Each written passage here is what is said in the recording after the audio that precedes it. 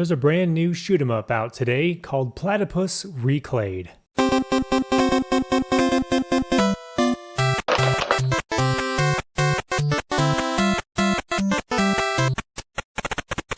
And for those who don't know, Platypus Reclayed is a remake, or reclay, of the original Platypus game, which launched on Windows in 2002. And you might be like me, you may not have any previous experience with the game Platypus. I've never even heard about it until Reclayed was announced. So I'm going into this totally fresh, with no experience whatsoever with the original game. And the game is out now for Steam, Epic, Humble Bundle, Xbox Series S and X, PlayStation 4 and 5, and Nintendo Switch. But like I said, I have no previous experience with the original Platypus game, so this game took me completely by surprise. I had no idea the original even existed until Reclayed was announced. And the very first thing, the obvious thing that caught my attention was the visuals. I thought they looked great. We have these beautiful little clay models that you can play with in the game. So it's a really cool aesthetic that I really wish more developers would use. We need platformers, puzzle games, RPGs. Various games should use claymation style. I'm fully on board. I am a claymation enthusiast. So just right off the bat, the game looks great. All the models look great. Everything is made out of clay and everything has this really cool look to it. The ship, the bullets coming out of the ship, the enemies, the score counter, the background, the foreground, the items, the menus, literally everything is made out of clay, and it's such a cool aesthetic. It looks great. And if you're playing on a high-end PC or Xbox Series X or PlayStation 5, you can bump up the resolution, bump up the frame rate, and it looks fantastic. The game is made up of 5 different levels with different areas inside that level, and it takes quite a while to get through. Like if you're playing through the entire game from start to finish, it'll take you at least an hour to bust through it because it's quite a long game for a shooter. I was actually surprised. I was expecting it to be like a 30-minute thing, just, play through it once and be done with it, but no, it is quite lengthy and it will test your skills. If you think you're good at video games, think again, because this game is going to wreck you. So yeah, the game has 3 different ships you can choose from: the beginner, medium, and the expert ships, and the difference between them is the smaller ship, the beginner ship, is smaller, so it's less likely you'll get hit with a bullet. It also has shields, so if you get hit once or twice, you can still stay alive, but the bullets don't do as much damage as they do with the other ships. And the other ships get faster. Like the higher up you go, they get more faster and more powerful, but they can take less hits. So as of right now, as of this recording, I was only able to play through the whole game using the beginner ship because I'm a total spaz, and I thought it was good at games, but now I know otherwise. There's just so much to talk about in this game. There's power-ups. There's several different power-ups you can get, different weapons you can acquire like the wide shot and rockets and homing missiles and more. You can also pick up things like score multipliers, additional guns, coins, and it can be very difficult to keep your weapon because if you get a nice power-up, it'll expire. There's a time limit. You'll only have your power-up for a certain period of time before it just completely goes away, even if you don't get hit, which is very much unlike a lot of the other shoot 'em up games that I've played, where if you get a power-up, it's yours forever until you either die or if you replace it with another power-up. This game is like, nope, time's up, it's gone, which I can appreciate because it basically forces the player to keep doing the weapon upgrades, keep trying new weapons and different strategies against different enemies, and it keeps you on your toes. It's a very good game for doing that. Here's another thing. If you shoot a power-up, it can change into a different power-up. And if you keep shooting it, eventually it'll switch to one that has a question mark and an exclamation mark. And if you collect that, it'll give you a random food power-up, or a food weapon, which is kind of ridiculous. You can shoot things like hot dogs, drop cans of beans on it, shoot cheese, fish, pretzels. It's just so ridiculous.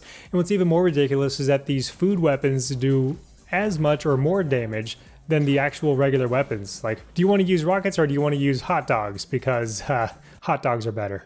It's just ridiculously fun to get powered up with like extra guns and shooting a bunch of cheese at an enemy and seeing him crumble under the weight of the cheese. And it wasn't I who cut the cheese. And going for a high score, you're going to really need to be familiar with all the weapons, the gameplay mechanics, the enemy patterns, and all that. So it will test your mettle, it'll test your skills as a gamer, and it keeps you coming back for more because after you play through it, you revisit some areas and like, I'll bet you I can do that one better. And the game actually provides that to you. You can actually practice various areas of the game, all the stages in the game. You can revisit certain areas of certain stages if you really struggle with it.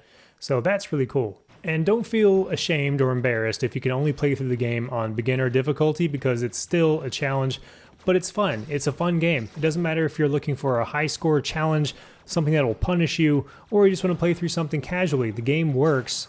Either way, it's a great game. The game has a 2-player mode, so both players can have at it, and you can play through the whole game with a second player. And if you only have one controller, you can still use a mouse. So yeah, you can use either a mouse to control the ship, or you can use a controller if you like, if you're more of a traditional console type person like myself. But I will say that using a mouse kind of feels like cheating, because you can move with such precision that a controller just doesn't allow. So I will say, if you're really trying to beat the game and be as good as you can and get as high of a score as you possibly can, using the mouse is my recommended way to go, because I played through the whole game using a controller on regular.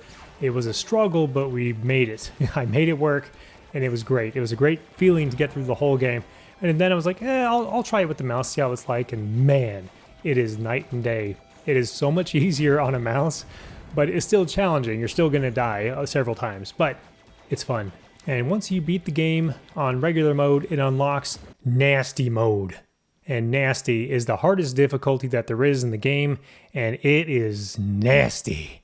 You will get shot from every angle. When enemies spawn on the screen, they'll shoot at you. When you blow them up, they shoot at you still. They're just bullets flying everywhere. It's a true bullet hell, and it's really hard to not meet your demise. So if you can beat this game playing on nasty mode, you have my utter respect. I don't know how it's even possible, but I'm sure there's some people out there that can do it.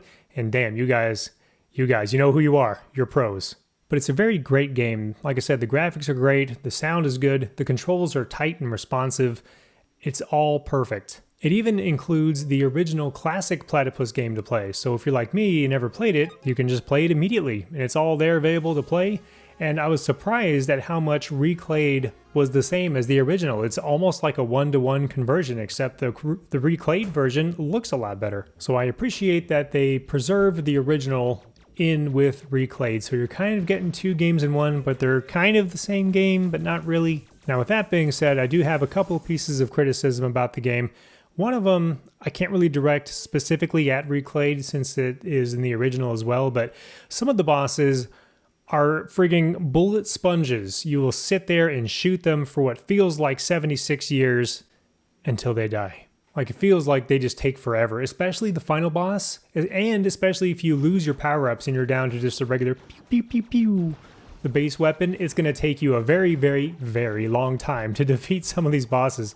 It's ridiculous. So all you got to do is play perfectly, and then you can defeat the bosses pretty quickly. I suppose if you had a second player as well, you can take out bosses quicker, but if you are by yourself and you're with the default weapon, you're going to spend a lot of time shooting that boss, checking your watch, dodging bullets, and eventually he'll go down. I know some people might say that's a skill issue, which it is. It is a skill issue, but at the same time, if you get reduced to the starting weapon, I don't know, I feel like the bosses still just take a tremendous amount of time to kill. I don't know, maybe it's just me.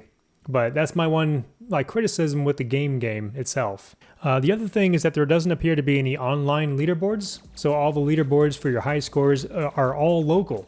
So you can see your high scores, which is great, but you can't compare it with your friends or anybody else around the world. I am a leaderboard junkie, and I like seeing that stuff. I want to know how good or bad I am compared to the rest of the community. So hopefully that'll be patched in at some point, or maybe they'll do an update to incorporate that. I would love to see it. But bottom line, if you have any interest whatsoever in the shoot 'em up genre, whether it's vertical or horizontal shooters, you can't go wrong with Platypus Reclayed. I would implore you to buy this game and check it out, because you won't be disappointed if you have any interest whatsoever in shoot 'em ups. It's just a fantastic game, and it's got a refreshing visual style that you don't really see anywhere else, and I'm really happy that they went ahead and remade this game, because it looks fantastic, it plays fantastic, it is fantastic, and it's available on more platforms than the original Platypus game was on. And this game includes that too.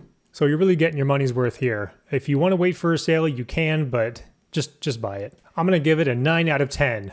Solid. It's damn near perfect, and I fully endorse this game. You should go check it out today. But yeah, if playing retro games and retro-styled games is your fancy, please remember to check out my social media website, directed and tailored to retro gaming enthusiasts, called Retro Gaiden.